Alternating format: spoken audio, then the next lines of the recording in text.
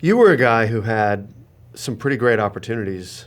You were recruited for baseball and football, Yeah. right? You could have gone to college maybe on a scholarship, and you chose to take a big risk, I guess is what I'm saying. Yeah. And it wasn't like you didn't have other things you could do. I realized I was a decent, above decent high school athlete, and my coach when it was time to kind of make those decisions was like, all right, do you want to commit to this, now, because you're going to need to.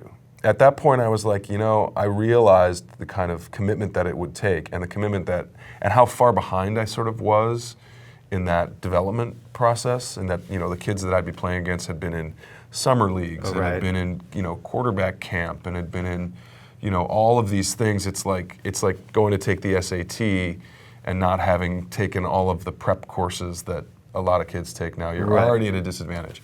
And so I kind of thought, like, do I really want that to be my life? And the thing that I most loved about sports was playing sports, was the team and the game.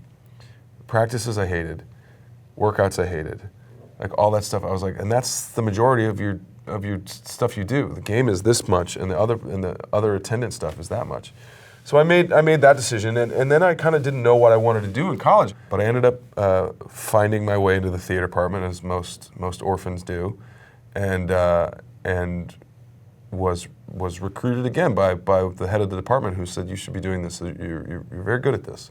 And I've been hearing that kind of consistently throughout my life at a certain point. And so I said, well, the feedback seems to be suggesting that this is a viable something. What was your expectation of how it would go?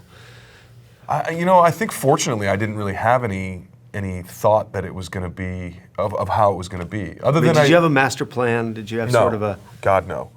I had one friend out here, Paul Rudd, who I knew from the Midwest, and I said, I'm only going to make one phone call to you, and if you can't help me, or you don't want to help me, or if there's nothing you can do, that's fine. But you're the only person I really know out here, and I'll meet other people, and I know how to like network and introduce myself to people.